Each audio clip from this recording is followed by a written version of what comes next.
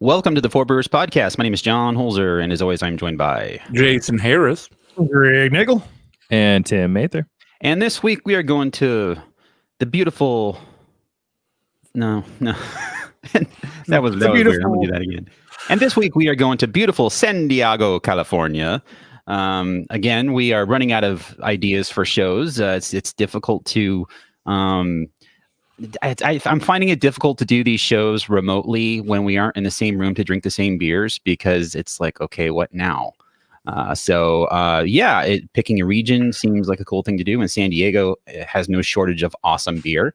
So that's what we decided to do. And I predict it's going to be mostly IPA. I don't know about you guys, but I got a Pilsner. Same here. I got a Pils. I don't think I got a Pils. I got a black IPA, which those are back now. That's pretty cool. I had a strong ale too. Excited. Mixed feelings on that one. I welcome the return of black IPA. I'm a big black IPA fan. I recently bought Stone's self-righteous Sublimely IPA, sublimely self-righteous, yeah.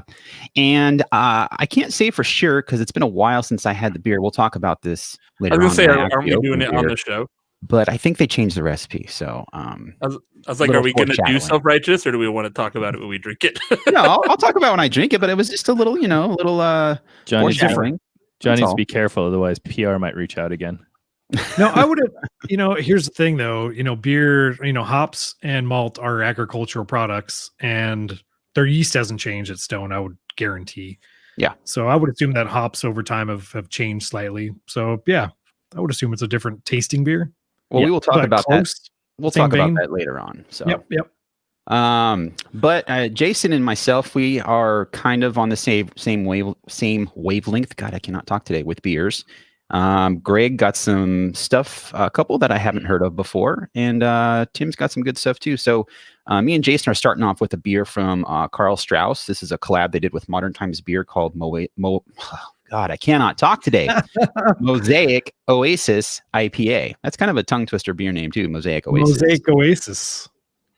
I find these collabs that Carl Strauss has been doing to be pretty good. I've had a couple of them over the past year or so, and they hit pretty hard. Like they're good beers. Carl Strauss, man, Russian River one that just goes under the radar. Like, and they're only a California brewery, which still blows my mind. Like, that's awesome.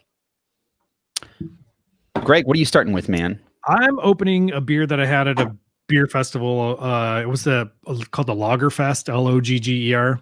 Mm-hmm. And it was some dudes from San Diego called, where did they go? Oh, it's Virgin Beer Company, known for their fantastic IPAs.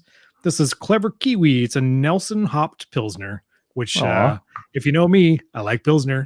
And if you know me even better, I like Nelson.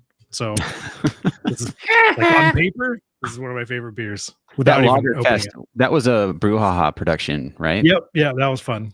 Yeah, I think they've only done one. Axes and shit. Yeah, it was last year. So I think that was their last festival before COVID, right? No, there was Brewhoho. They didn't do Brewhoho. Oh, yeah. You're right. Yeah. I saw that. I like the whole idea of throwing axes at a beer festival. Just doesn't sound wise. Throwing axes in general with alcohol around sounds scary to me. That's my point. That wasn't so bad. I've done it. I like it's cool. There was a cop there, like just watching, make sure nobody like ran off and chopped somebody's head off or something. It was it's very just funny. like in case there was any minority there, grabs an axe, he just pops him right there. Yeah, pop in the kneecap real fast. Pop. He's got a weapon. I'm just reminded of the video of this woman throwing the axe, and it ricochets off the wall, bounces off the floor, and right back at her, and she like ducks out of the way. And then as soon as I saw that, no thanks.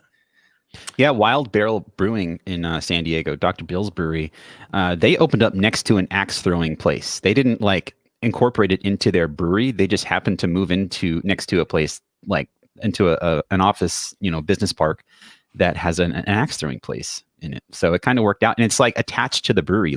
I think you have to actually walk through that place if you go in through one of the doors to get into the brewery. So that's kind of convenient for them. I can see the appeal of it. It sounds fun, but it on paper, beer and axe throwing just doesn't sound good. I was pretty drunk when I did it, and it was fun. Jason, you have superpowers. Were sore when I did it. Yeah, it fucks with you. Like you don't use those muscles normally, so like your shoulders and triceps just hurt like a bitch. Like 2 hours later, you're just like, oh fuck, Jello. Like, what was I doing? Was I in a fight or something? I don't remember. No, just axe throwing. So Tim, what do you got, man? I decided to join the two of you in a Karl Strauss collaboration. So I popped open my Karl Strauss and Society. That's right. Dude, I'm jealous. That is dope. I have had that beer. This is Catch You on the Flip Side.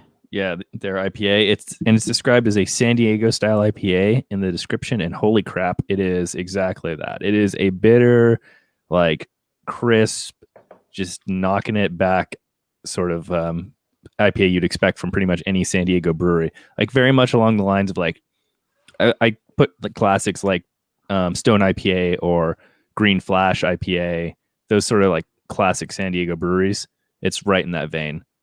Yeah, it's an excellent beer, and like I said, these Karl Strauss collabs that they're doing with different San Diego breweries, they all hit pretty hard. The one Jason and I have, the Mosaic Oasis IPA, for me, this is definitely a hazy, but it's not in flavor, I wouldn't say. Yeah, it looks hazy, but it comes off with a nice like crunchy bitterness on it that is really good. I'm not getting a ton of bitter though. I'm getting a lot of that. They've got that good mosaic, that like sweet kind of candy-ish mosaic flavor coming through, not that like onion garlicky kind of thing you get. Super fucking good beer. Like I've already kind of gulped this whole glass. By the way, I don't know if you guys saw, it's a rare 4B glass I found in my cabinet. The first anniversary Ham Fam. I feel like in terms of Karl Strauss, like I feel like they were really hot and then disappeared for a long time. I was always a fan. I went to their brewery downtown when they opened it up just because my office was literally right above it at the time. And like I always enjoyed it, food, and they had some good stuff all the time. And I liked the things that they would brew on site, because they're pretty much, I think every restaurant has its own different beers that they make. And so I feel like they kind of fell into that mass available sort of hole where people are like, oh, well, that's just available in 6-packs at every store, so why bother? But yeah, that's kind of what I was talking about when I say they fly under the radar. They've got many successful restaurants scattered all over California, and people don't pay attention to them because it's just, it's a restaurant that you just go to. It's almost like going to a BJ's or something. You don't really stop and think about them as a brewery. It's just Karl Strauss. They've been around forever, and they make good beer, good food, and they are what they are. But the point is, they're a successful business. They've been around for this, over 25 years or since '89. Whatever. Yeah, I think for a little while doing fine since '89. They were a little slow to catch on to trends. Like they were kind of that typical brew pub line of beers. They had, and they were. Especially when IPA started taking off, Karl Strauss was really behind the curve on that. Yeah, Tower 10.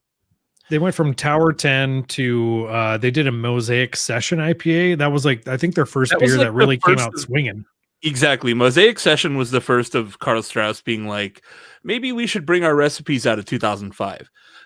And but since then, they've really, really come out with some pretty consistently quality stuff. Yeah, Aurora is like, if I see that fresh, I'll buy that anytime. But I think they just closed a brew pub in LA, I think last week. I saw something about that, but yeah, I'm not sure where it was. That's unfortunate. Yeah, they just said they can't staff. I mean, Orange County has 2 Karl Strausses, and they're both takeout only, because I would assume that they're really struggling doing that. The one in San Diego went to outdoor dining when that judge made that ruling for that strip club that said that you could be open during COVID. I don't know if they stayed open. I don't know if they got any backlash from that. It's really tough. If you're going to break the rules, then I don't want to have anything to do with you. I don't want to support you. But if a judge says you guys are allowed to do this, whether or not it's the right thing to do is another argument. But these businesses are struggling, and so I mean that's what they did, and it was outdoor, and they were following all the guidelines and stuff. But their San Diego restaurant did open. It looks like they shuttered the one at Universal City Walk. Okay. And You gotta imagine also, the rent at Universal City Walk has got to be just insanity. Yeah. Like I'm surprised Ballast Point is still open in downtown Disney. I would assume their rent is probably $50,000 a month or something. Like I wouldn't put it past that. I mean, I think with it being, I mean, I've seen some of the crowds that are hanging out down there. Granted, I know it's got to be like distant and everything. So I don't know. That's a good point because that's a mess. Under normal circumstances, I'm sure you could make a killing at City Walk, like because there's just always people around. There's always things happening. I've played shows at City Walk. Then it's just like you're guaranteed a crowd because there's just people there and they don't know who the fuck you are. They're just there. And you mean just like in the street or like at the Universal Amphitheater when it was there? They have like a stage, like a stage. It's a pro stage. It's got all lighting and shit. Like it's right in the center. Yeah. It's great. Play the middle of the Hard Rock Cafe. It's great, dude. I just got to talk about this Clever Kiwi real quick. It's kind of not crystal clear. It's got a little fog haze through it. Especially with not that like weird murky or anything. It looks a little blurry. Not like murky or anything, but it's definitely got. It's hard to explain, but it's a very light color, and it's very extremely bright. And like I said, if you like Nelson, it's sort of on the grassier, like hay. It almost has like the clarity of like dirty dishwater without it being dirty. You know what I mean? It's not cloudy or hazy. It's a little hard to say because Greg's algorithm keeps blurring his glass. So it's like his glass is like, I ain't signing no release. I ain't signing no goddamn release. But damn, I'm going to go back and buy more of this because this is everything I love about Pilsners and light beers that have a lot of flavor. If there's one beer that I could like resurrect and bring back, it would be the old Alpine Nelson beer. Oh my God. That's one of the best. San Diego, just the best, and the new version just isn't anywhere near where it should be. Plus, all the Green Flash stuff I see at the store is always like a year old. Ew. Going back to Carl Strauss, we were at the California Craft Beer Summit in 2018, and we interviewed Chris Kramer from Carl Strauss. He's the CEO and the co-founder. He's a very talkative guy. He knows how to sell his product very well, and he's got a lot of interesting things to say. So if you want to listen to that interview, it's episode 219 from September 2018. What do you guys, Jason, what do you want to move on to? Do we want to save the None More Black IPA for last? Mm-hmm. All right. We all have no save point. Me, Jason, and Greg. Yep. Want to do that? Yeah, sure. All right. Let me grab mine. I'm pouring beer back into my can to enjoy later. It's my post-show beer. Yes. I should have opened it last. Remember when I told you I'd kill you last? I lied. What happened to Bennett? I would let off some steam, Bennett. Screw you. What happened to so-and-so? I had to let him go. I forget the guy's name. I just watched that not too long ago. I just watched Running Man a couple weeks ago. Ooh. That's a weird fucking movie, dude. Mm-hmm. He like the female lead of that movie is only there because she just so happens to have moved into the wrong apartment. Like he's like, "God, my brother used to live here. All right, come with me or I'll kill you." And then like it's all cool. Like you just kidnapped this girl. That's pretty much Commando as well with Ray Dong Chong. You know how to fly, right? Yeah, just like a stewardess, and she happens to know how to fly a plane.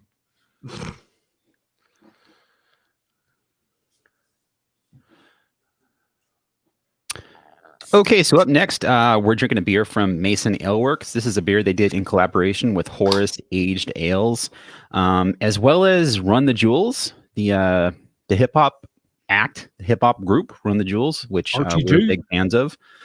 This beer is called No Save Point, and they made this to coincide with the release of the video game Cyberpunk 2077 with Keanu Reeves. I think they'd probably prefer you don't mention that part now. Yeah. What a shit show, right? At least on the consoles, it's a shit show. The PC version I've heard is fine, but It's still buggy, but it's fine. yeah, it's not like you're playing, Minecraft inside of. So they did a Cyberpunk bunch of PC. these collabs all around the country, and I was reading what the other ones were, and they were all these like crazy lactose pastry things that sounded fucking gross. And then they're like, but Mason Ale Works is doing a West Coast IPA with Strata and Nelson. I was like, oh, fuck yeah.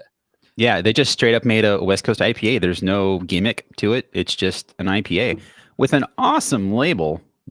Yeah. Oh, That's sweet. so good. It's was that like it's hard to explain. It's like some sort of What is that? robot dog because they're like holding like a. Yeah, it's I like a don't cyber dog or something. Yeah, there's So like it's a the Run the ribbon cable Jewels, going into its brain.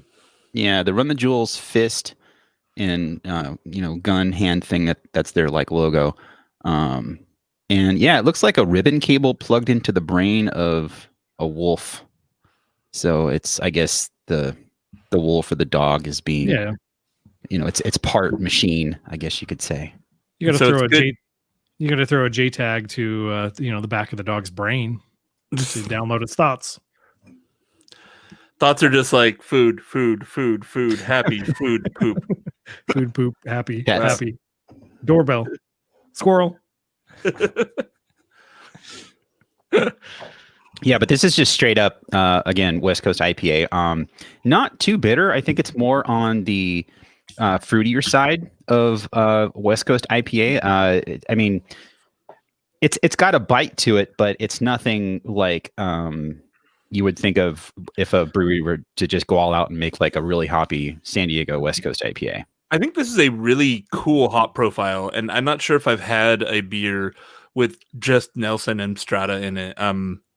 They go together very well. I'm getting kind of almost like a papaya kind of thing out of it. I can see that.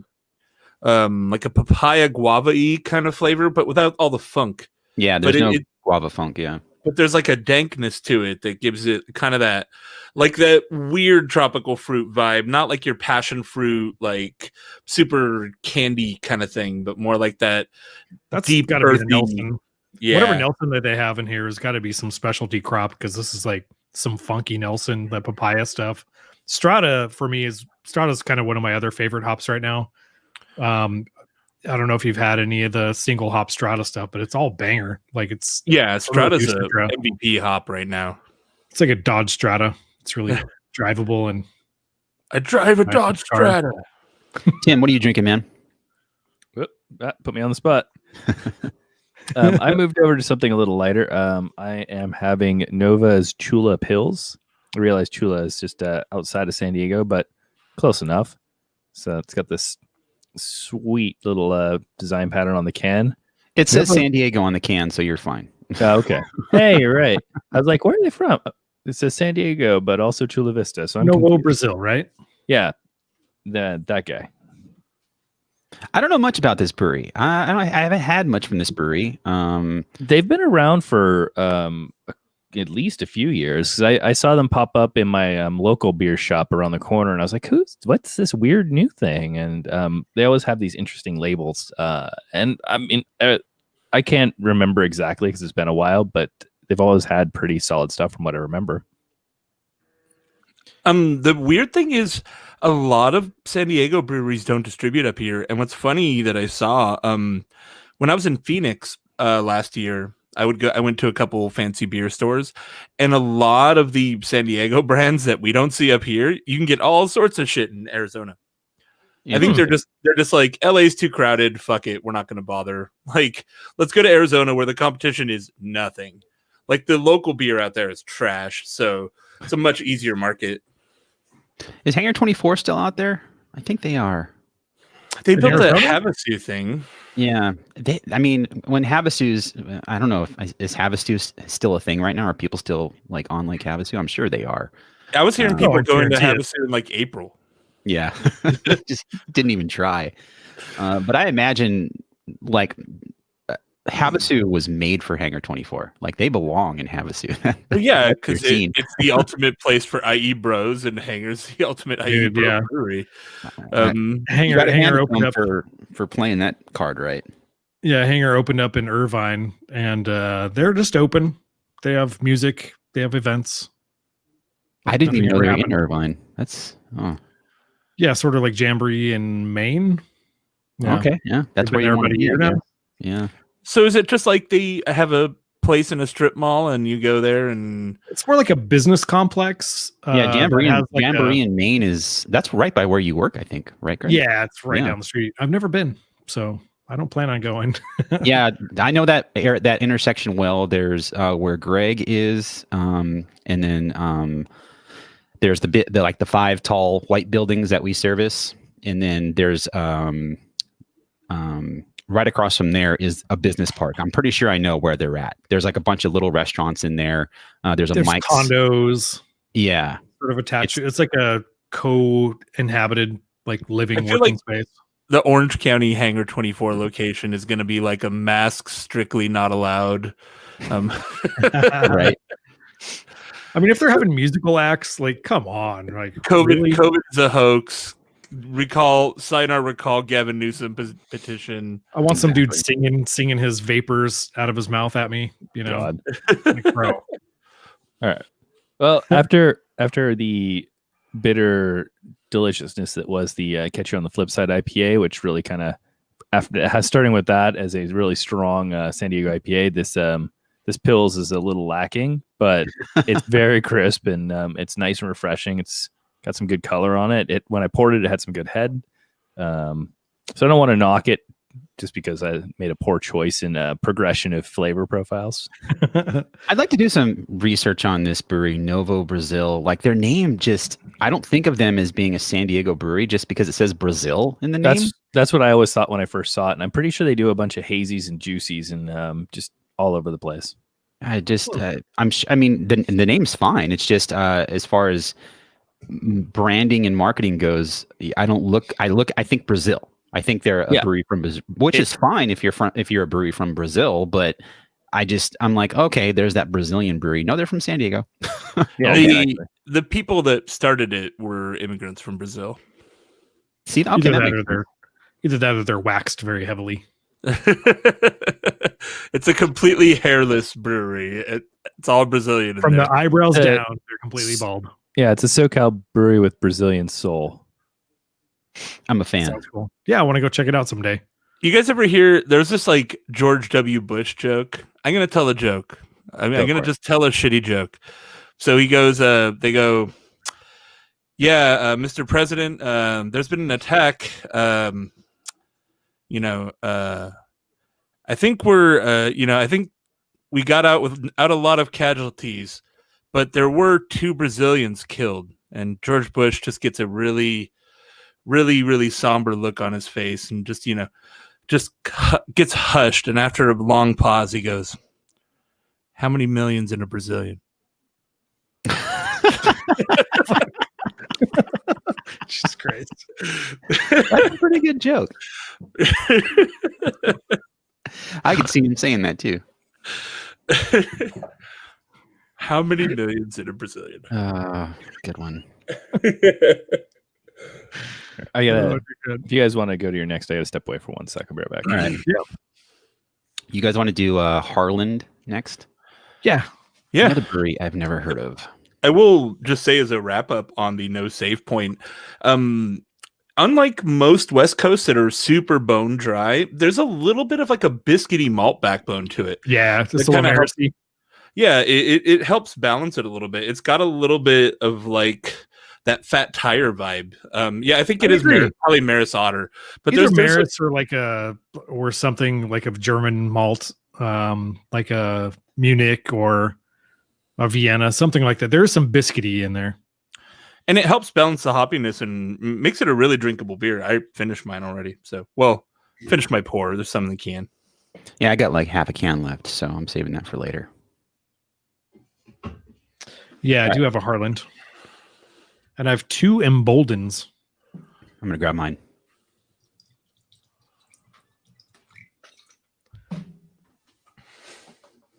I just have a pot here with I put ice in the bottom of the pot and I put my beers on top of it.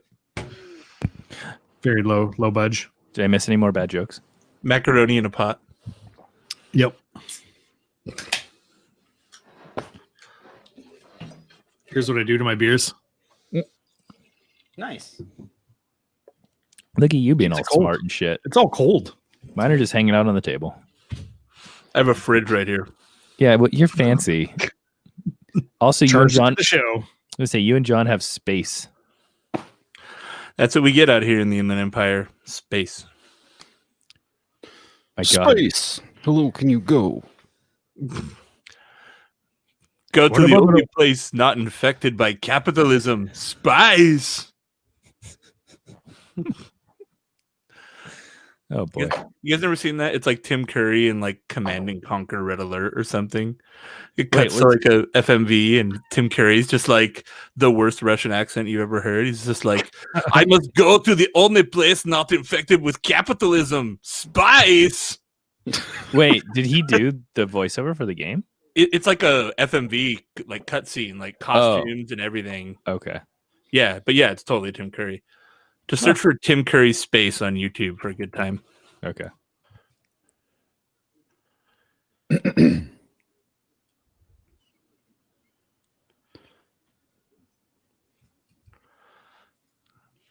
Do you want to cut back in, make an edit point or something? Okay, so up next we've got some beers from Harland Brewing Company. I first heard of this brewery yesterday when Greg bought beers from them at Windsor Homebrew Supply, and I think we all got different beers, right? I got their hazy with Nelson and Strata. Oh, that's weird. We just had a Nelson Strata beer. Greg, what'd you get? I got Citra. And Jason, what'd you get? I got India Pale Whale. Okay. I love All that right, name. look at this. Look at the H. All right. Got it.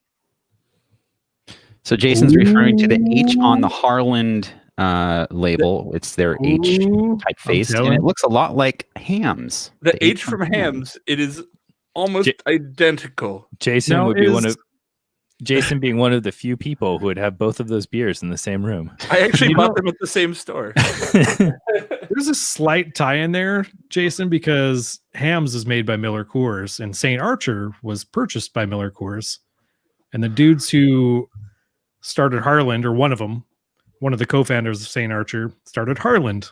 So maybe that's a Oh, it's a really? Wow. middle finger H on there. That could Yeah, So we I should would- expect he- to see this he- brewery so- be sold to some major brewing corporation soon. Yeah. We I know have that- more backstory on these guys. Like I've never heard of this brewery before this weekend.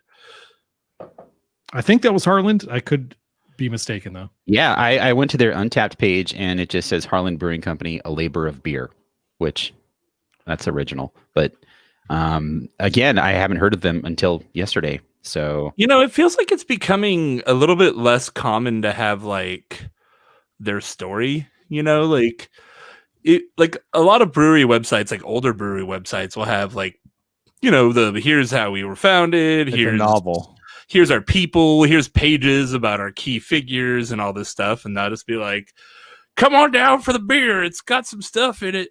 That's, I mean, Yeah, that goes right. for, I feel like almost any business of different sizes. You get a small of any business, and it's just like, we got to sell our shit. Come over here, as opposed to like hiring a PR person to write some fluffy crap about how your founders met at a bar and had a good time.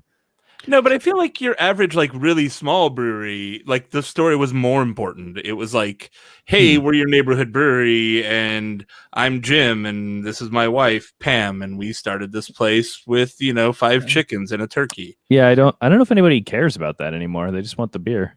I care. I keep looking. but I care. don't find Yeah, it. no, I mean, sorry, let me rephrase. The general public. Yeah, We're that's obviously true. special. I Let think me a brewery, that rephrase. comes, Nobody that matters cares. Yes. a brewery that comes to mind is Town Park from Anaheim. Yeah. They're Anaheim, right? They were. They're not there anymore. Okay. Yeah, it's Radiant now. Radiant Yep. Brewing. Because Town Park went in with a lot of money and they had a lot of sparkly, shiny brewing equipment, and the beer wasn't that great. And I like being able to relate to a brewery's story or their history. I think Radiant Brewing Company moving in there is awesome for them because they got a great brewery. But those are three people that are veterans in the industry that we all know personally. And for sure. They don't really need to tell a story because they've been in the beer industry for like 10 years, They're part of the community. They're part of like the beer family from, going back 10 years. They're also partially owned by Blizzard dudes. Oh, really? So yeah, that's a local, obviously, if you play video games, Blizzard Entertainment. Yeah. But yeah, they're very well funded. The beer is, dude, I had 6 of their beers the other night, and each one of them, I was like, he's like, this one's batch 1. This is our batch 2 we brewed. And they're all bangers. Like there's That's Andrew Bell, of course. No, I mean, but it's a new brew house. It's like, how's your foot doing? Oh, it's fine. It's fine. I take my readings every time we record. But speaking of just the brewery lineage too. I just so happened to pick up a Third Window saison today too when I was beer shopping. Not drinking it today, but just a fun brewery descendant. And the tie-in with Third Window is they are brewing on the brewery's old brew house, and like they paid Tyler to basically move it up there and install it for him. That's right. Yeah. So go into Harlan's website. They've got some money. They can sell you a Harlan leather wallet that's usually $64. That's now on sale for $32. I want that. It's a very nice website, and they have their own canning line, which this does come in a can. So that's cool. But there's really nothing here talking about where they came from or who they are. It just says beer releases, tasting room, and then archive beers. So it does feel a little shallow, I guess. I don't know. There's a little blurb in here talking about they're doing what they love, building motorcycles, blah, blah. But the important thing is, how's the beer, guys? Well, I was going to talk about that. I have like I said, the Nelson and Strata Hazy, and it's coming off like hazies from 2 years ago, where they smell like a little acrid, and they drink a little rough. You kind of get a little bit of a hop burn kind of thing. It's something that a lot of breweries have learned from and moved away from. Because I haven't had a beer like this in a while where I get these. They're flaws, but it's not a bad beer. It doesn't really. I don't know. I don't like it. It's kind of one note, but the hop burn thing is the thing that stands out the most. It's a bit minerally, a little sharp. It doesn't really. It's not great. Just to confirm what Greg said, I did find, the CEO, Josh Landon, cashed out when they sold St. Archer. So when they sold St. Archer to Miller Coors, he took all that money and started this brewery. So Greg was correct.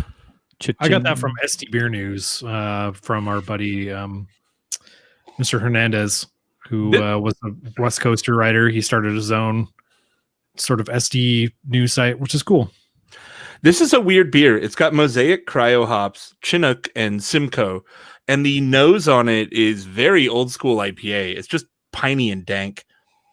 That sounds good. It smells like it's going to be bitter. It smells like it's going to be bitter. I know exactly what you're talking about. It smells like a Christmas tree. It's not super bitter though. Again, my bitterness scale is way off, but I'm not getting a ton of bitter bite out of it, but it's got a nice brightness to it, a little bit more malty than, for San Diego, that's a little darker than normal. Orange, yeah. That's like pumpkin orange. Kind of similar to the No Save Point. It's got a little bit more malt profile, but solid beer, which is good because I have 4 of them. So yeah, my Citra IPA is 7%. It's very crisp. There is some different malts happening in there. I don't think it's just a straight 2-row thing. There's some malt complexity in there. But obviously it's all just Citra. And if you're going to do a single hop, you got to make sure that your hop selection's on point. And I'm not sure if this is old or maybe turning maybe a couple months or something like that. I don't know how fresh this beer is, but like the hops could be more front and center. Yeah, I don't It's not see bad. a It's just not canned blowing my on socks date off. or anything. That's Yeah, I unfortunate. just actually mine has a date on it. It says Free Willy 1/13/21. On the So yeah, bottom? mine is like kind of on the side of the can. Mine says Happy Holidays on it, so I would assume But it's yeah, this is 4 days old. So mid-December-ish. it's It's being about a month drank. old. This is being drank at peak freshness, I suppose. Jason, yours is 4 days old. Yeah, January 13th. Oh, that's awesome. Nice. Wow. Yeah. I mean, after settling into this beer, it's, I mean, a little bit of that kind of hot burn did wear off. I guess I acclimated to it a little bit. It's not bad. But would I buy it again? No. It's again a little thin. It feels like it just needs work. That's all.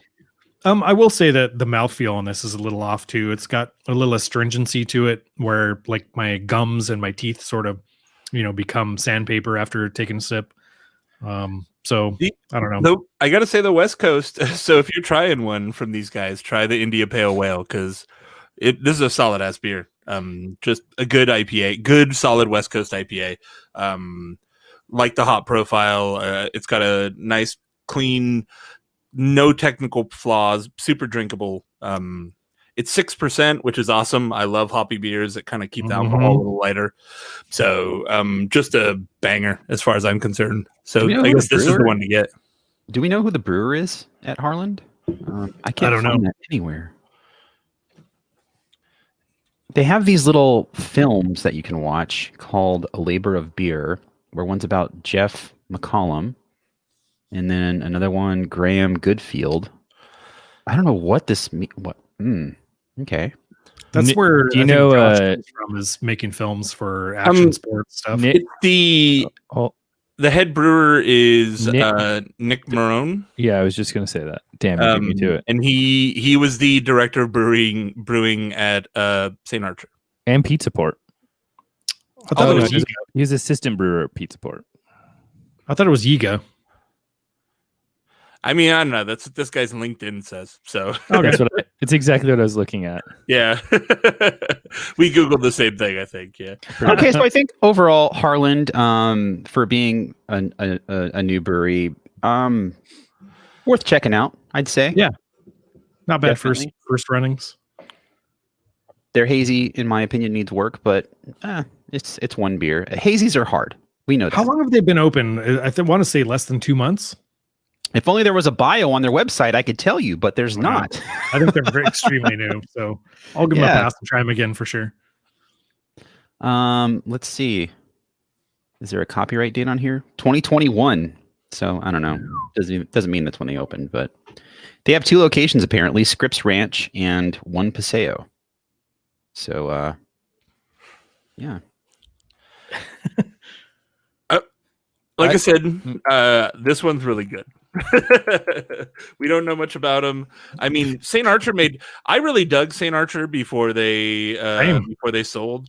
I thought they made just quality, and honestly, this is kind of continuing that general vibe, which I felt like there was always kind of a workmanlike thing to St. Archer. They're like, we're not doing flashy stuff. We're just doing like no frills quality beer, and I think they're trying to continue that aesthetic with this brewery. I was bummed when St. Archer sold. I liked their branding and their beers. Their whole vibe was cool. Their tasting room was great. Like I was bummed when they sold out. Well, and now they're in every store, and all the beer is always a year old. So it's like, great. Yeah, glad to see it. They're sitting here rotting on the shelf, and I can't buy it. Bummer. So speaking of new breweries, though, I also got one from Embolden. Or what did you got? What'd you got, Tim? I was gonna say, well, you guys were enjoying something brand new. I was going for another San Diego classic. I got Pineapple Farm from Coronado Brewing Company here. Oh wow! Let's start that over. I need a better edit point for that. Yeah, go for it. So Tim, what are you drinking, man? Well, while you guys were enjoying something brand new, I was hitting back to a classic San Diego brewery. I've got Pineapple Farm from Coronado Brewing. It's a hazy IPA. Coronado has done a great job. That I know that their cans that look like that are the ones that are good. They've gone through a couple of rebrands. This is obviously the most recent. This is an India Pale Ale with pineapple, lactose, and pineapple flavor. It uses Simcoe, Azaka, and Amarillo hops. And I was reading that they have, I can't pronounce the crap out of this, but some sort of Nordic farmhouse yeast was used for this, which imparts juicy. The Kvik. Quake. I don't know how to quite say it. Yeah, we've got a weird relationship with that yeast. It's hit or miss for sure. Oh, I'm glad you guys know about it. Yeah, I'm over here like, what the hell? Yeah, no, I feel like Kip's always trying to get us to. He's like, "Hey, I made something with this yeast. You guys are gonna like this one." I'm like, oh, all right, we made it with it's got Vic Secret and Idaho 7. We're like, ugh. Although they have been pretty good. I'd be like, all right, yeah, it's pretty good. Yeah, supposedly you can ferment beers with that yeast up to the 90 for Fahrenheit, and have them turn around faster and stuff like that. But you get unpredictable results as far as I'm concerned. Yeah, I found the beers to definitely not be clean. It's like that yeast is perfect for a brewer that just is lazy and doesn't care. Like, oh no, you've put your beer into the fermenter, pitch the yeast, and you don't have to think about it. If it's 100 degrees in your garage, you're still going to get a good beer out of it. It's the yeast for brewers that are just giving up. So every brewery. I mean, what's the fucking point? It's San Diego, and you got to save on your electric bill, so it makes sense.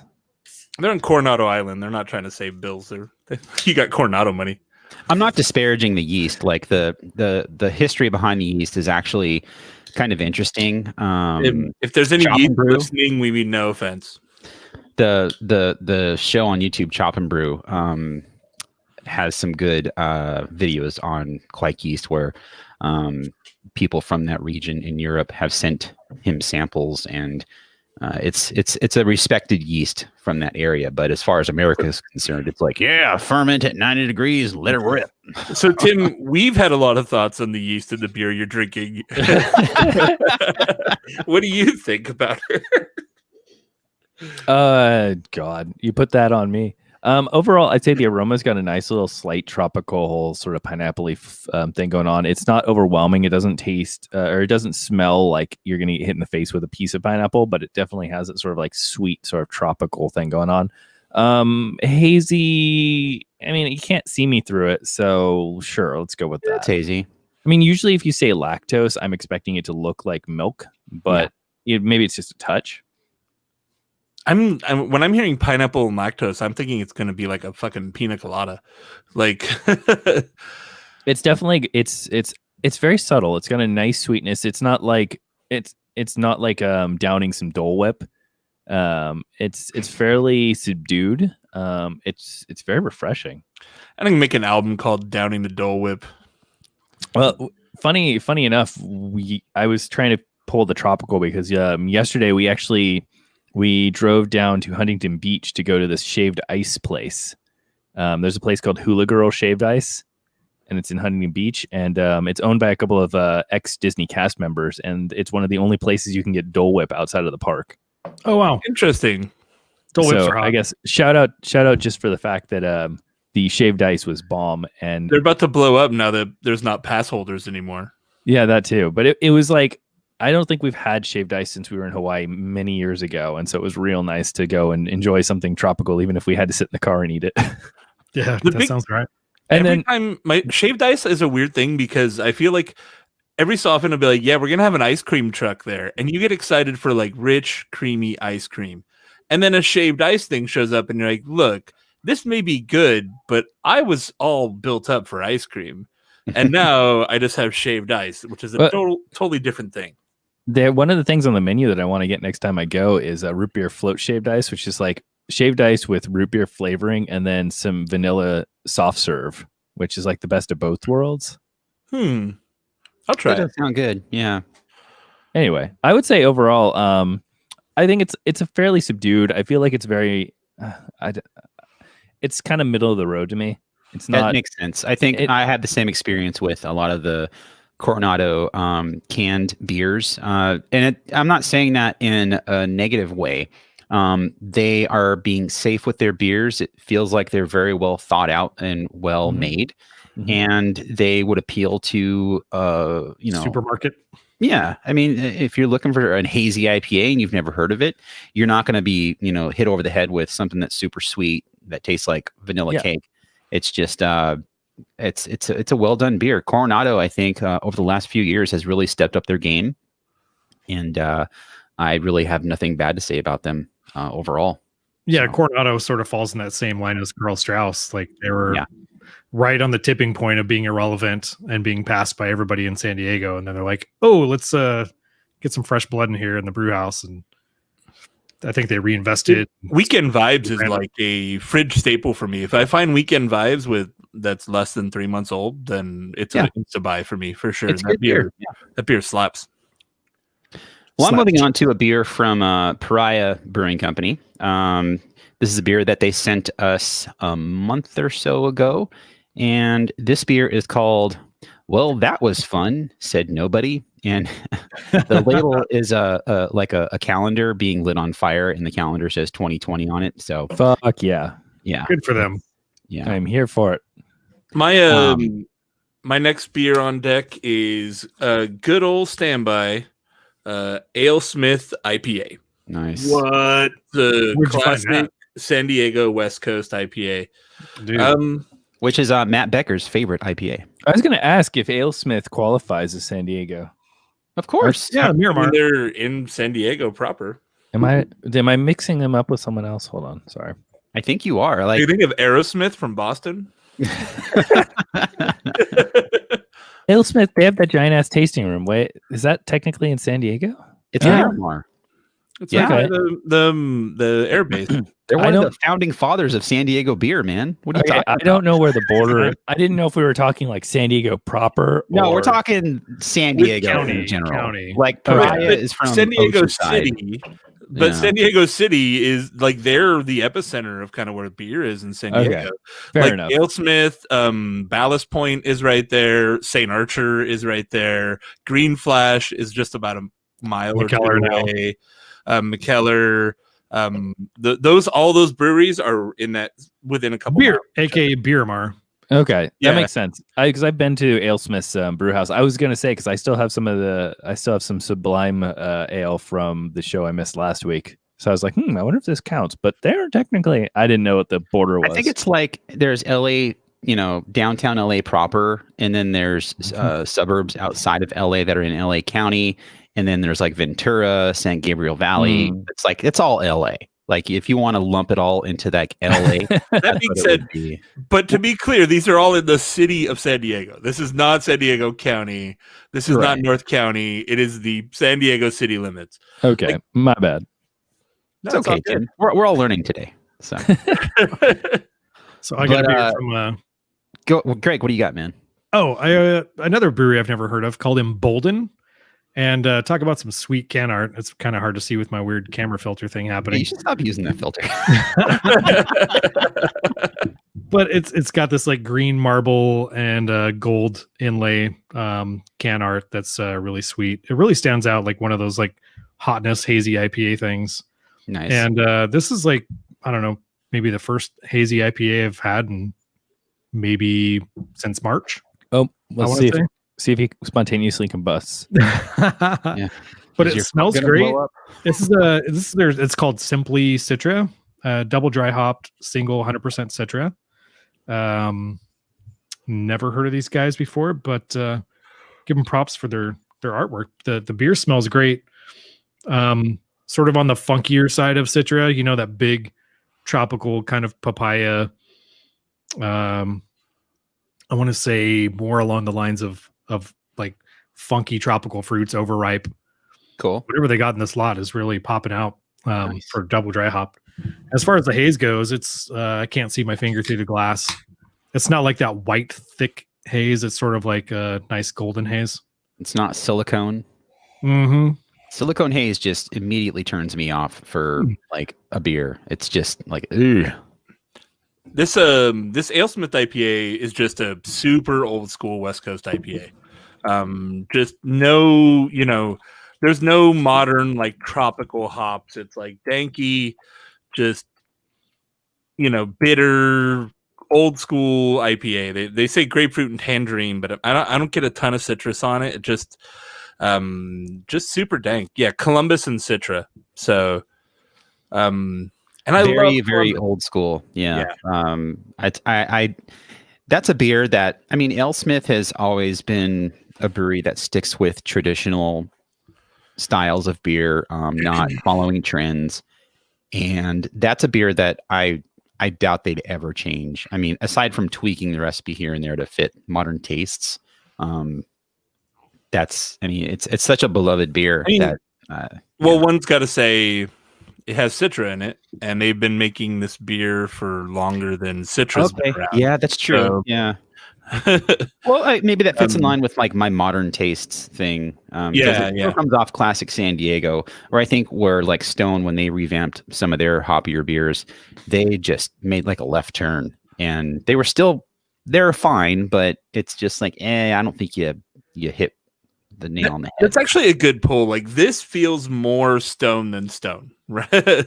Like, this beer, if you are reminiscent for the old, I'm very bitter and I like it, aggressive Stone type of beer, this beer is in that vein, probably more so than Stone's beer is anymore. I have a Stone hoodie that says that on it. Yeah. I'm very bitter, and I had a shirt, 10 years ago. Going back to this beer from Pariah, this is excellent. I mean, Pariah just seems to never disappoint. They have some beers that they've sent that I've when I've tried them, it's not for me, but it's not like it's a poorly made beer. It's just the what they're going for is not for me. This beer is made with Rawaka, Strata, and Simcoe, and it is great. It's a hazy. I mean, obviously, there's a lot of haze going on if you're watching the live stream, but it doesn't have any kind of hop burn. It's not over sweet. It's not too dry. It's perfect. It's a really good beer for them to brew to kind of cap off 2020, because it's just, and it's all sorts of like tropical aromas jumping out of the glass. These guys know how to work with hops, and it's a pretty amazing beer. Head on this, like, this is my second pour, and it's only like a half finger ahead, but it's still, I think it's Merc. Yeah, it's pretty hazy. Yeah, that is dank. That's what I expect when I hear hazy.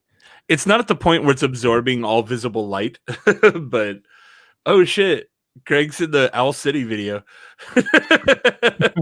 There, I want to put on a camera so you can see the beer. There we go. Back to my emboldened beer. I wouldn't really like, if you gave me this beer blind, I would not tell you it's a hazy IPA. It's bitter. It's kind of on the watery side, which is it could use a little more body to it.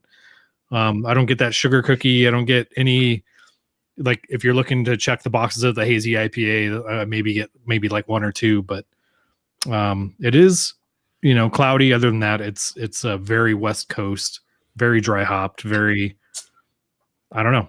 It seems like it's got a nice bitter bite on the finish, but overall it's tasty. So I'll give them another shot.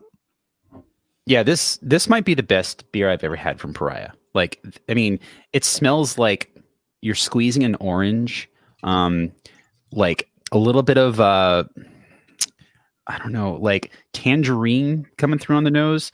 It doesn't have any kind of off aroma that makes you think it's going to have that hop burn like the Harland had. Very, very well done. And what's the ABV on this? I think it's 8.2%. Man, they hide it well. This is a fantastic beer. This is really, really good. Pariah, check them out. I want to. I don't see their beer around Orange County, unfortunately. It's in the IE. It's pretty expensive too. A 4-pack is usually like $22. Boom! You want to crack into the Sublimely, John? Yeah, I'll grab it. Man, I wish I would have got one of those. They were sold out. I'm like, really? It worked. I've got things to say, so this will be fun. I'm going to open up my Bachelor because this one's also 6.5%. Trying not to get beer in my keyboard. Dude, a friend of mine has been doing with her mom where they try to do Great British Bake Off technical challenges on like Instagram stories. Wow. It's super fun. Well, so the other night, so I noticed that Netflix added this thing below your profile. It's like shuffle. It's basically when you load it up, you have to choose which profile to use. There's a little button that's like, it just randomly picks something for you to watch. And I was like, I'm going to try this and see what happens. And I hit it, and it started playing the Great British Baking Show. And now we're hooked. Dude, that show's the best show. Never watched it. You know what's funny is I got into it because of Matt doing impressions of Mary Berry on our show. Me too. God, I miss having him on the show. He's such a good podcaster.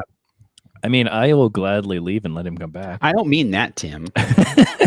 If I could have you and Matt both, that'd be awesome. But then you have to change all of the artwork. If we had 5 of us, then we could reliably get 4 people at least half the time.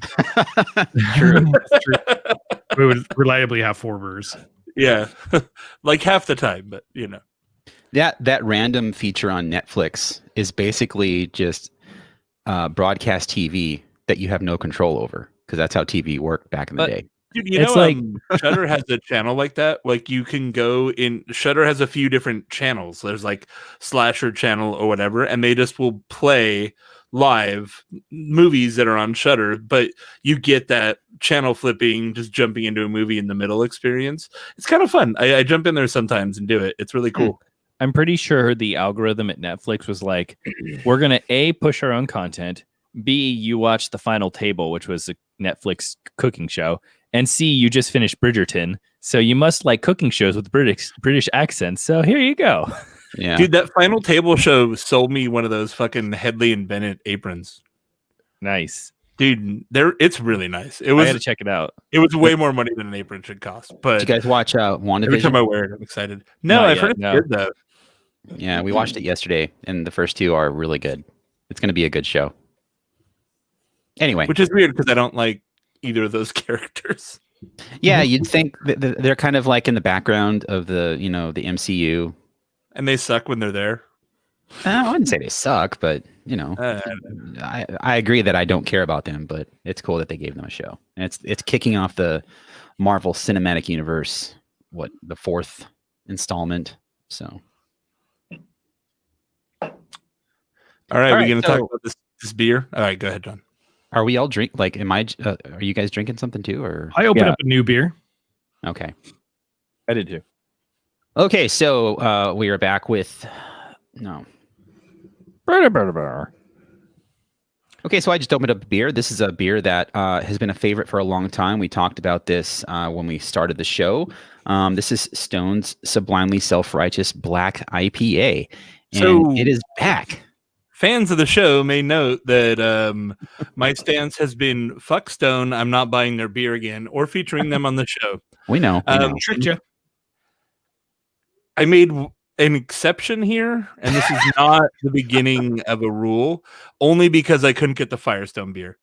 Because I wanted to talk about that black IPAs are back. Yeah, Wookie Jack from Firestone Walker also made its comeback last week, and I'm here for it. I like black IPA.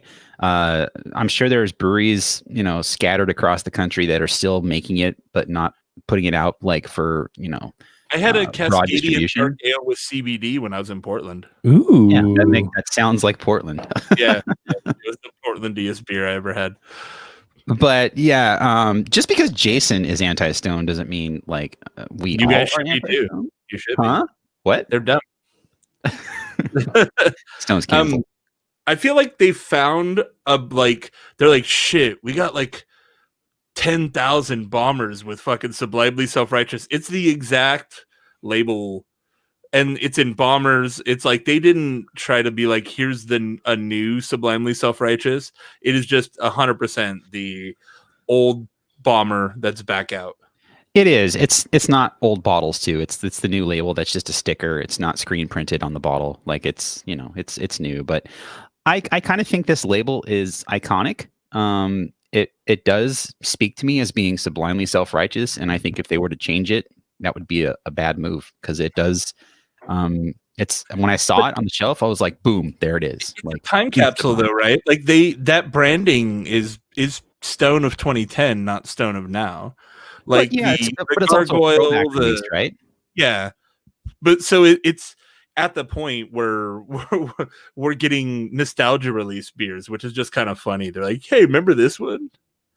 And is it? They good? did say it's their number one requested beer that people want to come back, and I believe them because I was sad when it went, and Stone's justification, and rightly so, because they have the numbers to back it up, was if you like it so much, why aren't you buying it? Because our sales tell us that people don't want to buy this beer. So They want clear IPA.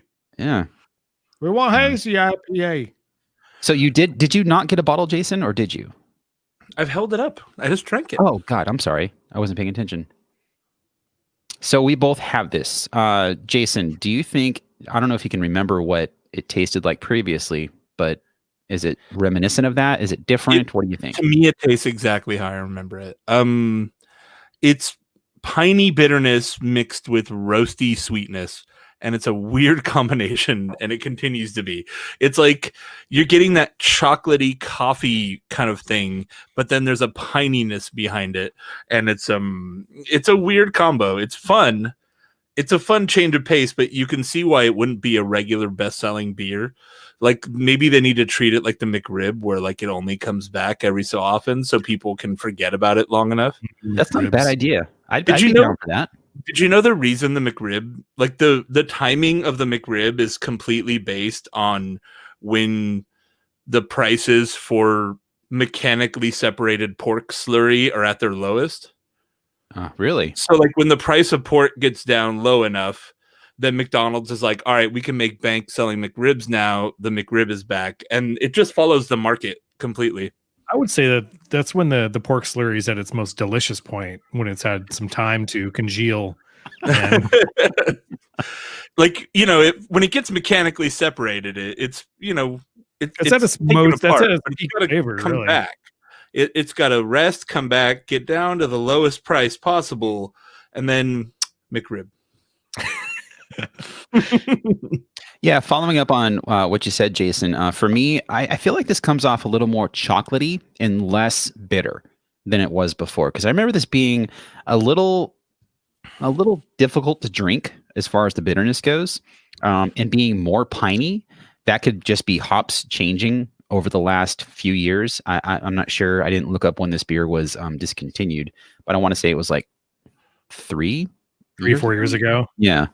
That's what I'm just guessing. I wouldn't think like hops have changed that much, but it feels like the recipe for me was tweaked a little bit to kind of smooth it out, make it more round, less sharp on the bitterness. And I love it. What you said about the chocolate and the pine, it's a weird combination to taste, but it works. It comes off like not as roasty for me, but more chocolatey. And it's kind of like mint chocolate a little bit. Like if you have chocolate with peppermint or something. I just got a bunch of free peppermint chocolate edibles, so that's on my mind. So Fourth show. Shit's good. By the way, this beer was discontinued in 2015, January of 2015. So it's been gone almost 5 years. 6 years. Yeah. Crazy. Almost 6 years. Yeah, It's 6 years, 2021. Yeah. Wow, time flies, man. But I welcome this beer back. I mean, it's just a fantastic beer. Black IPA is an acquired taste, I think. IPA is an acquired taste, and then black IPA is like the next level. I feel like it's the best of both worlds. It's very Hannah Montana for me. It's you get the hop bite, but you also get the toastiness, and those are both two characteristics that I like from two separate styles. So to combine them, while I understand like it's definitely an acquired taste, I think at least for me personally, it like brings both of those things together, and I really enjoy it. I think it's a weird Venn diagram though, because there's a lot of people that like hoppy beer because it's not like malty beer. Yeah. And there's a lot of people that like malty beer because it's not like hoppy beer. And it's like, but what about the people who like both and want to combine them? It's a small Venn diagram. Instead of Venn diagram, I would say it's more along the lines of a Reese's peanut butter cup, where you have your I'm walking down the street with my chocolate bar, and there's somebody that has a jar of peanut butter, and I'm reading my newspaper on my phone or whatever, and we crash, and then It goes in their thing, and then you eat it, and you're like, wow, who fucking knew? Like peanut butter and chocolate. I don't think it melds that well, but I see what you're saying. Yeah. Like, Like It's- hops. it's a And beer roast that malt. shouldn't work, but it works. You know what I mean? Yeah, aside from it being an acquired taste, it's a fun experiment, and I'm here for it. I like it. So, overall, of the beers we had on the show, Greg, what's your Wait. fave? Hold up, I got a Oh. weird one really quick. Oh, you Yeah, do? go ahead. Oh, I have Tim. one too. Yeah, that's Sorry. right. We still have two. Oh, you do? Don't We've wrap been us talking about yet. Sublimely. No, They've I've got got beer. one. I've got one left, and I think Greg's got one. So come on, man. Oh, sorry. No, it's Go okay. ahead and shut the fuck up. Um, Mute my mic. Yeah, so I picked up this. I honestly I was just looking for San Diego beers, and I was like, okay, well, Mikler San Diego, that's a San Diego Brewing. Okay, cool. I didn't even bother looking at what the hell I was getting with it. I was just like, okay, San Diego Brewery, cool, good to go. And then I got it, and I'm like, it's the Catalina Vine Mixer. Oh, sweet. Some motherfucking Catalina wine Vine mixer. mixer. And Vine mixer? it's a strong ale with Petite Syrah grape juice, Merlot grape juice, Ooh. and blackberry.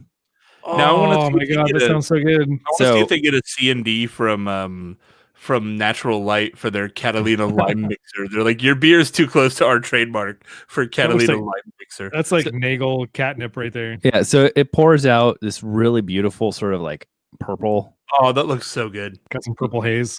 Yeah, exactly. And when I opened it up and I first poured it and took a sip, I was kind of like, I don't know what I'm thinking about this. But as it sat out, it's opened up, and the wine and blackberry juice characteristics have really come out.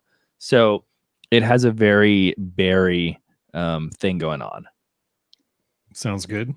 Yeah, I think beers like that are similar to stouts, where if you let them sit out for a bit and warm up, you'll get a lot more. Yeah. They kind of bloom. It has a really nice. It's not sweet in terms of like a candy filled pastry stout or like lactose juice bombed IPA. It's definitely falls into sort of like a wine minus the alcohol.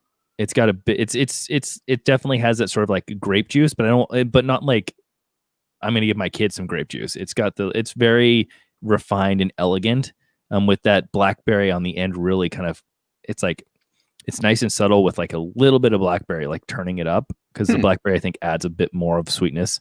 And I don't know, it's grown on me definitely. And while you guys were talking about Sublime, I've been enjoying it, and it's grown on me over the time that you guys were talking. And Cool. I'm thoroughly enjoying this guy.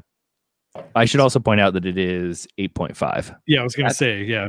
It's a strong You're ale, and probably feeling it. it's probably why I'm Jimmy's gonna enjoying it take a more. nap after the show. But I can't go to San Diego without visiting my favorite brewery, Society. And one of my favorite beers that they do there is called The Bachelor. It's like a single hop series that they put out. This one is the experimental IPA with Matuika. And I don't think I've ever had a single hopped Matuika beer in my entire existence.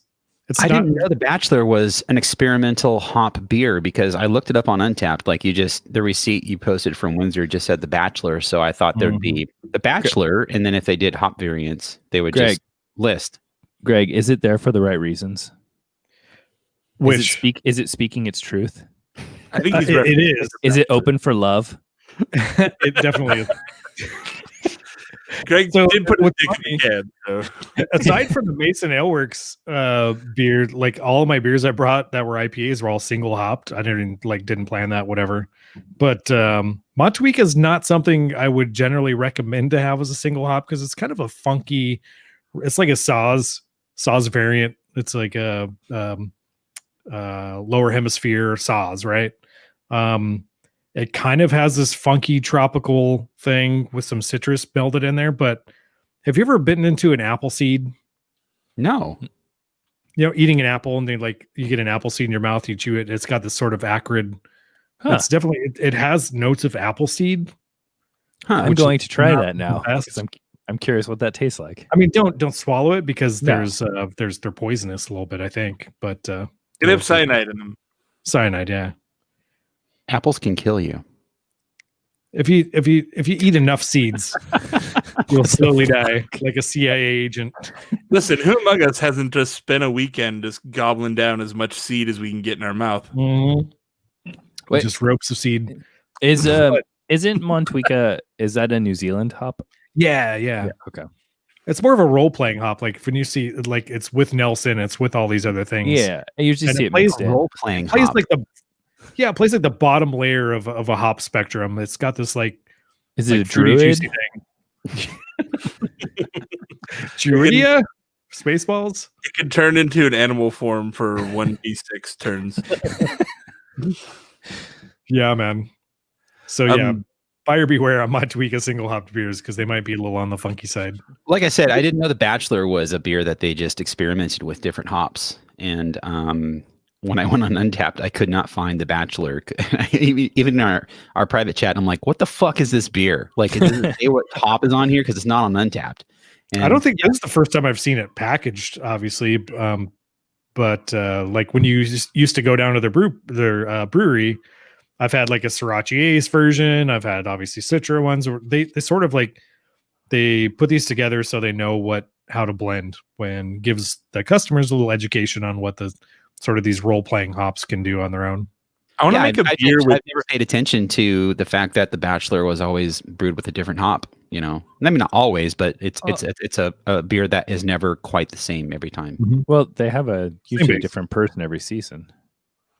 Cat alert. Tim, you got a kitty.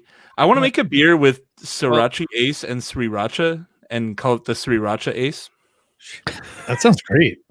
Actually, I Sriracha. remember being at, I think it was Noble, where they had a Sriracha Ace showers and they had like a little sign next to it. They're like, not Sriracha. Not hot. Because Yeah, people are like, Jason, I don't want not to get that. It sounds too hot. You got two of them right now. Kitty alert. This is only two. So faves, what's your faves, fams? I'll go first. My fave was the Pariah, the 2020 beer. Excellent beer.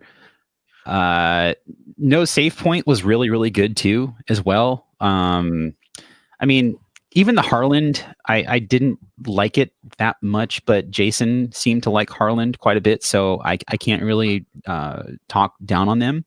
But I didn't really have a bad beer out of the bunch. The Karl Strauss Modern Times collab was really good.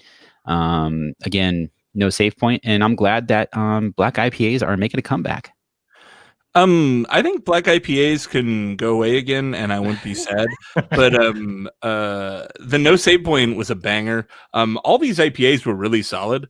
The Harlan one was a pleasant surprise from a brewery I've never heard of too. So I would put them in like a close second. But No Save Point, straight up banger. Get it if you see it, buy it.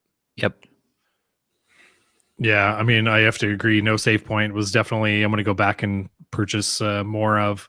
But for me, that Bergen Pilsner with the Nelson hopped is like that. That is I can get that label like tattooed on my arm. That's how much I like this beer. Damn. It's so good. We don't see It's a Virgin kiwi up here it's a lot. Kiwi. Aw. It's a kiwi bird sticking he has glasses on and he's sticking his little beak in some beer. That's I adorable. love that. I love Bergen, and I wish I could find them more. Same. They just don't get a lot of distro around here. Dude, look at this 2-inch finger head on that. Like it's a perfect beer, man. It's Is that an everything I love in IPA beer. glass? This is the stout butt plug glass. Oh yeah. It doesn't. It's not ribbed. The Right. Rib small for your part of the pleasure. It's plug the only is not ribbed. Spiegelau beer glass that I have that survived. I'd say my favorite out of the bunch was the Karl Strauss Society. Catch you on the flip side. Mostly just because it brought back so many memories of just like when I was first getting into IPAs, and like the San Diego IPA and the West Coast like bitterness was totally there. But that said, I will say that this Mikler Catalina Bind mixer is definitely growing on me the more I'm enjoying it. Granted, I get it, at 8.5%, 9%, it's going to grow on you either way. But the flavors are really solid, and I'm really enjoying it because I haven't had anything like this recently. So I'd say those two. Yeah, those two are definitely my takeaways. Cool. I want that giraffe framed picture behind you. That's my highlight of the show. Mm-hmm. Yeah, that guy's awesome. I can, if you want, I can show you after the show. I'll bring it over. Okay. But yeah. All right, Awesome, that's man. a good spot to end, I think. So you can stop recording. I'm going to do a mixed tiles of a giraffe and just put it on my office. We should all do that in solidarity.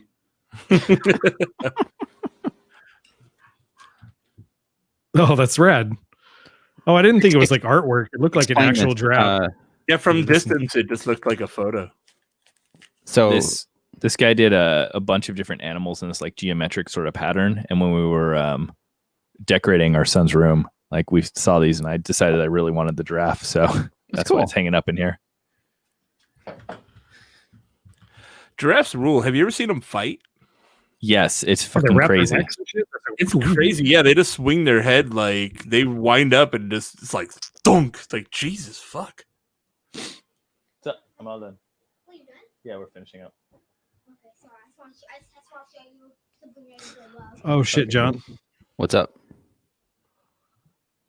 My mic for Audacity was recording from my headset. Oh no! And the last 10 minutes, I shoved it in, so it's really, really bad.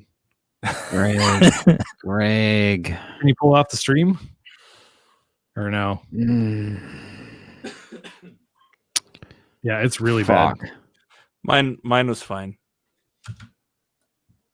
Let me back up. All right, Oh, Greg, we're gonna man. need you to go back and ADR your whole. So just go No, to but the first- stream, and whenever you say something, re-record it into Audacity. I mean, it's not horrible. Like, you can understand what I'm saying. Oh, man. Sorry, John. It says it was coming from the right mic. Wonder what the fuck happened. 9/11.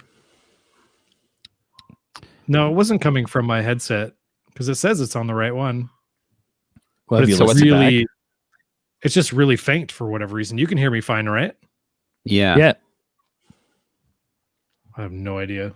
Well, So it was from the right mic, but it's very faint. Yeah, the first. It looks like it's fine most of the show.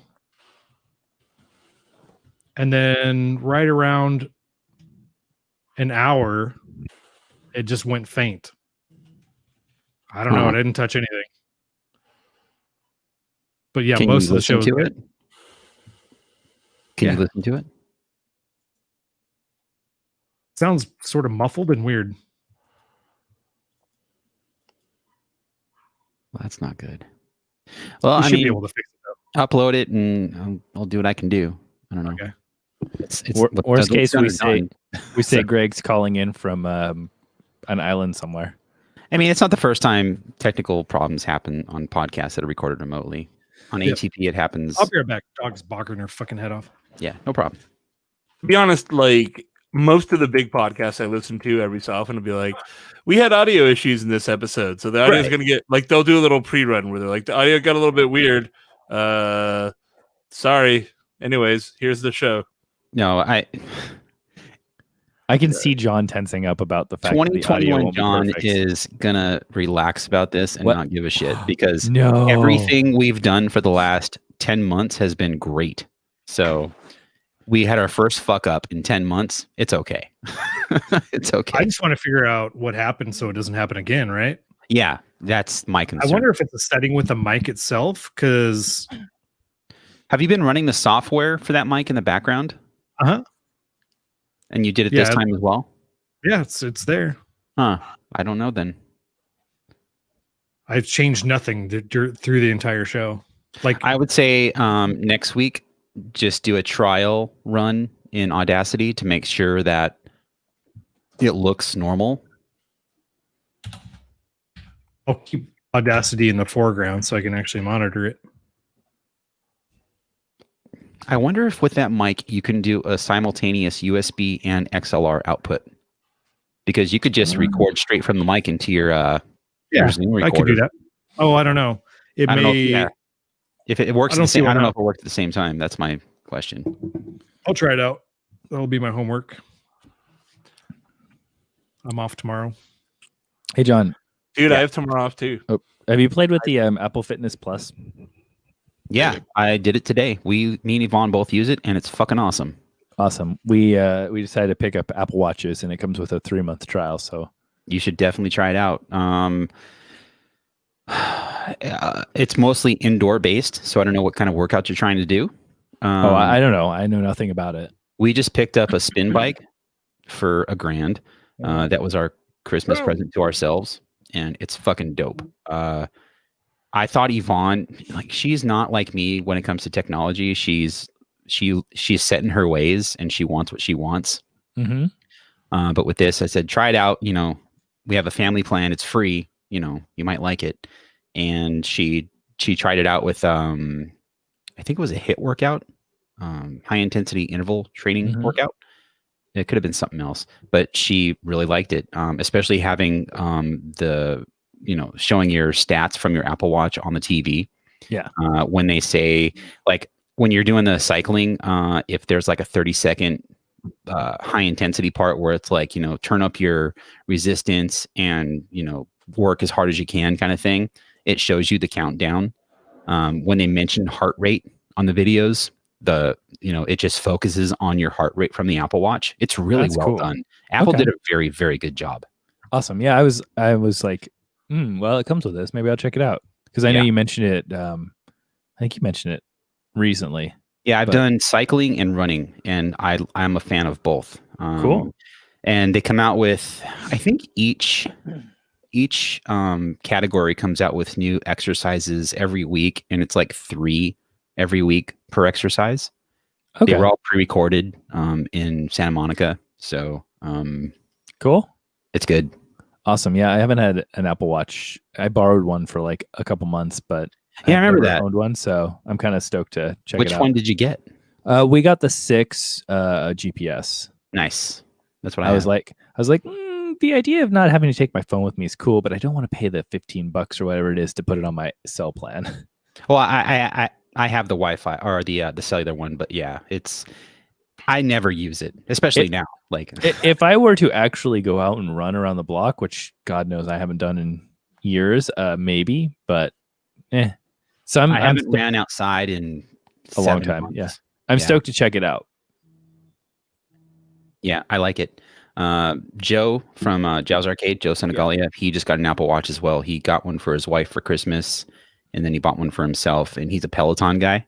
Okay. And so, I mean, he hasn't used any of the fitness stuff, but he was using a Fitbit for years, and he went to an Apple Watch, and yeah. Yeah, I used to use a Fitbit, and then it stopped working at some point. As a fitness, like, health device, the Apple Watch is great.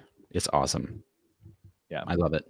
Cool. I'll always buy every Apple Watch. That's how much. Or I like Apple product, period.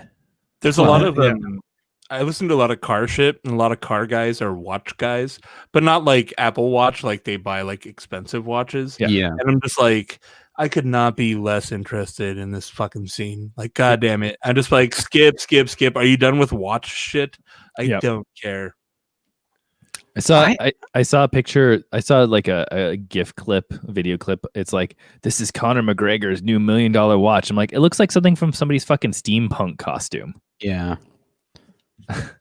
Yeah. Like, watches, I'm slightly interested in like mechanical watches, and even like old school like digital watches, but I always want to wear an Apple Watch, and so it's like I'm not going to wear 2 watches because that just is weird. I know people who had both Fitbit and Apple Watch and wore one on each wrist, and I was just like, I had the Fitbit one, which looked like a pebble, and I put it in my coin pocket in my jeans. And so that was my fitness tracker before I even got into running, which I don't even know why I had a fitness tracker. Like I remember you had a pebble. I did. I still have my pebble. Yeah. It's on the wall. Actually, it's I was an early investor in Pebble when they were on Kickstarter. Unfortunately, they're made out of plastic, and so they scratch very easily. And I had my Pebble for 3 months and scratched it. It had like a huge gash on the screen. It was. Oh, I remember that now. It was sad. Yeah, it just clicked. I remember that. So I'm trying to upload my audio, and it says your storage is full. My storage? I'm trying to put it in the 4 Brewers recordings. Hold on. Folder. It might be. All right. Let me know. I'm gonna upload mine as soon as it exports. So if there's a problem, hit me up. But I gotta take off. All All right, Tim. Later, See man. you guys. Thanks. Later. I'm gonna log also because it's getting hot in here, and I want to get the rest of these beers in the Get fridge. hot in here.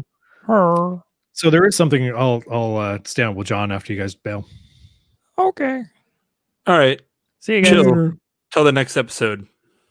Later.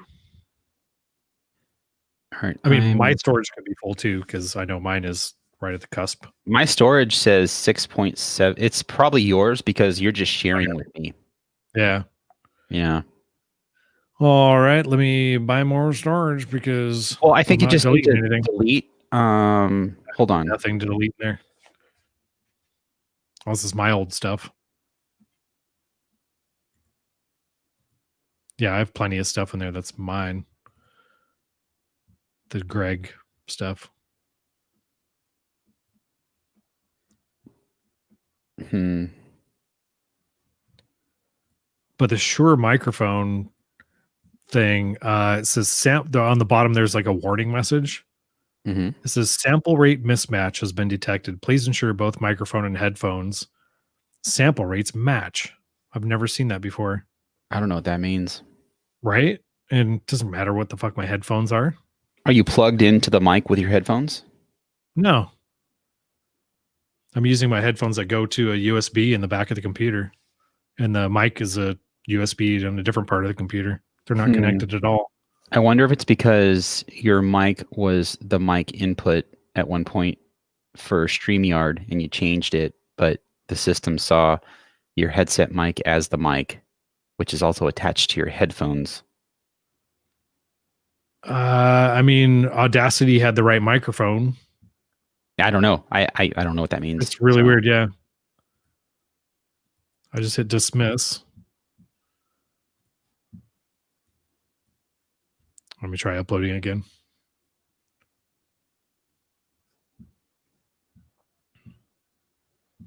Upload failed.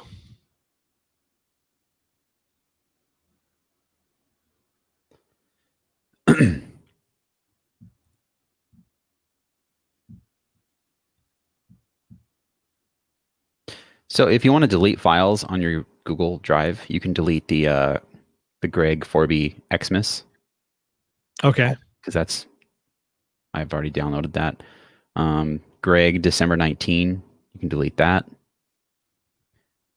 Greg back. There's anything with Greg in it that's not current. Well, I wouldn't say anything because there's still a couple I haven't downloaded. Okay. Nothing 2021. Don't delete anything 2021. But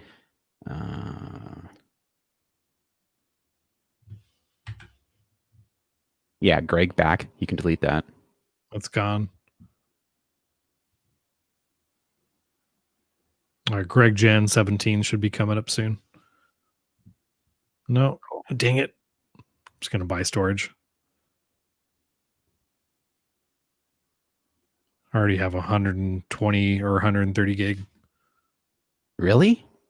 Yeah, I it's only full. have 15. I'm still on the free 15 gig Oh, tier. really? Yeah. All my photos and stuff that I share for Oh, that makes restaurant sense. stuff and videos. Yeah. Yeah, I could probably delete video stuff on there. I pay for iCloud storage, which is wrapped up Right. in the Apple One bundle now, but that's usually $10 a month for 2 terabytes. All right, I'm going to listen to the audio real quick. It does. It sounds muffled. It sounded fine when I checked it. It's going through my fucking headphone.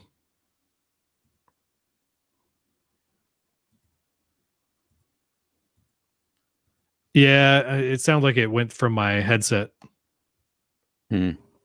Well, just upload it and I'll see what I can do. It's not a big horrible. deal.